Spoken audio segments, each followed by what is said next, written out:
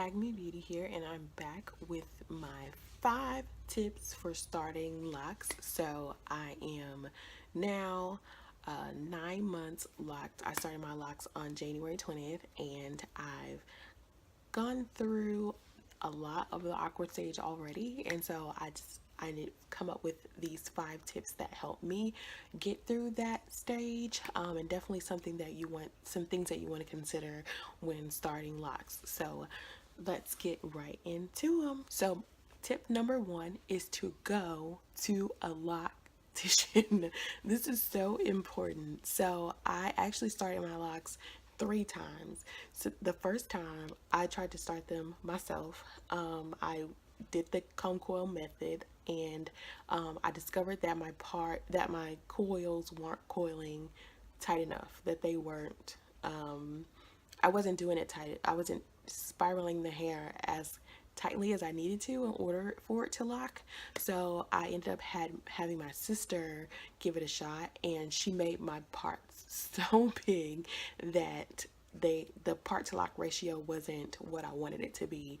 I think I probably would not have had as many locks as I would have wanted, and my locks would have been much bigger than I would have wanted. So in the beginning, I didn't want super small. I didn't want sister locks. I didn't want mini locks. I didn't want anything super small or have 200 locks or anything like that. I just wanted a healthy, like in 100 lock range. I'm not sure how many locks I have.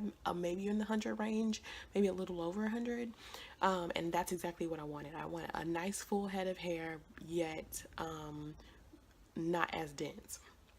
So I ended up going to a loctician. My brother recommended a lady, and despite the horror of that day of trying to get my hair locked, because I was at her salon forever in a day, I ended up getting my hair locked the way that I wanted. So I recommend that you go to a loctician in the beginning, because they can kind of talk with you about what size you want your locks to be. Of course, when you first start them out, they're going to mature and they're going to look a little different than they did when you first started. So of course, they can kind of put into perspective what your locks are going to look like as they mature, and not necessarily what they look like now is not what they're going to look like in the future. So they can kind of put that in perspective for you. They can also see your head better. I found myself having a hard time twisting the hair in a clockwise all over, because depending on where you reach, it can be tough to do that. So of course, they can see your hair all over, and of course they can make sure that all of your parts are even, spaced out appropriately, that you have the same size locks all over. You can not pay attention and kind of have a big lock over here and a super small one over here, and it can just be a disaster when you start growing your hair. So definitely go to a loctician. It's super important, and I only say that for starting your locks. I started my locks with a loctician. I've been to a loctician twice since then for maintenance, and I do my own maintenance. It's super easy. I'm going to do a video on that eventually when I get a good camera and a nice space to record that kind of video. But I maintain my own hair, and I really like the way that my hair is turning out as I've done it. So I don't recommend that you go to a loctician your whole journey, because you want to get to know your own hair, and that's what I chose to do. If you like going to a loctician, you want them to do your hair often, fine, that whatever floats your boat. But I definitely recommend going to a loctician in beginning stages to start your locks, just to make sure that they're exactly the way you're going to want them in the future. Side note, don't just go to anybody though. You can't just go to any random person. So ask around, talk to people, look on Instagram. You can see lots of pictures of locticians and their work. Nowadays in 2016, if a stylist does not have pictures on Instagram, then they really aren't doing a whole lot. And you really want to make sure that you are getting an idea of what their work looks like before you go in. So definitely do that.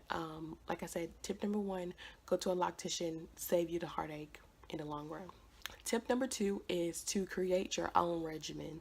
Like I said, I went to a loctician to start my locks. I did not continue to go to help build my regimen. And build your regimen, tip number 2, kind of goes into tip number 3, which is go natural first. And that was a huge blessing for me because I knew what my hair was like in its natural state prior to starting my locks. So when you're natural, you're gonna figure out, you know, what your porosity is in your hair, what your hair really, what products your hair likes, what's gonna help your hair stay moisturized. If you know that ahead of time, you can, when you have locks, it's much easier because your hair is gonna like the same things, except your hair is just in a different state, and you have to come up use different products. Like before, I wasn't using lock and twist gels because I wasn't locking my hair. So now that's all I pretty much use. I use a lock and twist gel and an oil, shampoo and conditioner, deep conditioner. That's it. Not a whole lot of products, just something basic. And that's just based off of my natural hair experience, that I didn't need a whole lot of extra products to style my hair. I pretty much did shampoo, conditioner, deep conditioner, a styler, and a oil. That's it. I really didn't need a whole lot. So of course that's exactly what I use now. My styler being my lock and twist gel, and then an oil. So if you do tip number 3, go natural first, will help you get to know your hair prior to being locked. So that'll be a much easier transition in knowing what you need to use on your hair when you start your locks. So tip number 4 is to space out your retwist. So of course in the beginning phase, you want to go that 4 weeks, that 3 to 4 weeks to get between retwist, and you want to do that because you don't want to cause breakage on your hair, and you want your hair to grow out enough to where there's hair to retwist. If you're just retwisting and retwisting and retwisting hair that's already twisted, your hair is most likely, your lock is pretty much going to snap off because you're not twisting anything but it already, and the more you twist and twist and twist and twist and twist, it's just gonna snap off. So you want to take that time and space it out. Of course, letting your hair breathe, getting your scalp open. Of course, it'll be easy to manipulate your hair and get oils and things like that on your scalp when your hair is fresh. It always looks good when it's fresh, but you want to make sure that you're going that 3 to 4 weeks between the retwists, just to make sure that your hair is getting that opportunity to grow, to flourish on its own, and for it to communicate with your scalp and all of the nutrients that it might need. And then of course, going through that phase, you want to give it time to lock. If you keep washing out the tangles, then your hair is never going to lock. So spacing out those retwists is going to be definitely a big help. And then lastly, tip number 5 is to embrace the awkward stage. And that's what a lot of people dread when they start their locks, and no pun intended, with a dread when they start their locks.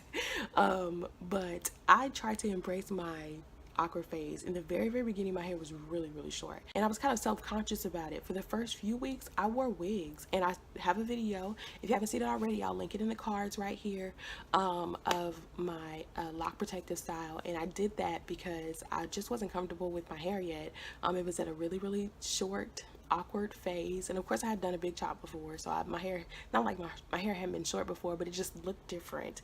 And a lot of times when your hair is super short and you start your locks, you don't look as girly as you like to. And I don't like to wear makeup all the time, so it was weird for me. It was awkward, but as I started to go through the process, I started to embrace that and say, you know, this is, my hair is going through this, and eventually it's going to turn out to be something really nice. And so I just have to look at it as if, you know, it's growing like babies. You know, in the beginning they're tough to deal with, and little do I know they're even tougher as they get older. But the same thing with locks. They're going to be tough in the beginning, and they're going to be tough when they get longer. You're going to have awkward stages. You're going to get to a point where your hair is at a length where you may not be able to do any styles or anything like that.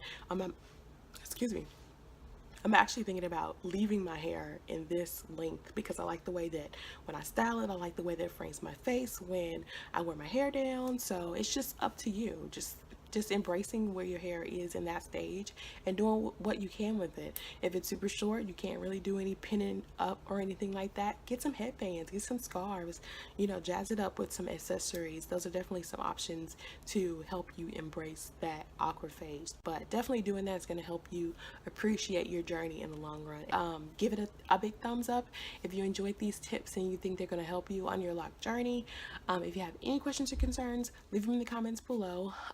I just recorded my first month of Scent Bird, and if you want to see what fragrance I got for the month of November, go ahead and click the card right here. That's going to have that video linked as well. Stay tuned for all that's to come. I think the next video is going to be a tag video. I'm not sure what tag video it's going to be just yet, but like I said, subscribe so you'll see that video when it comes out. Those are my 5 tips for starting locks. I look forward to seeing you guys in the next one. Let me know if you have any questions, and we'll see you next time.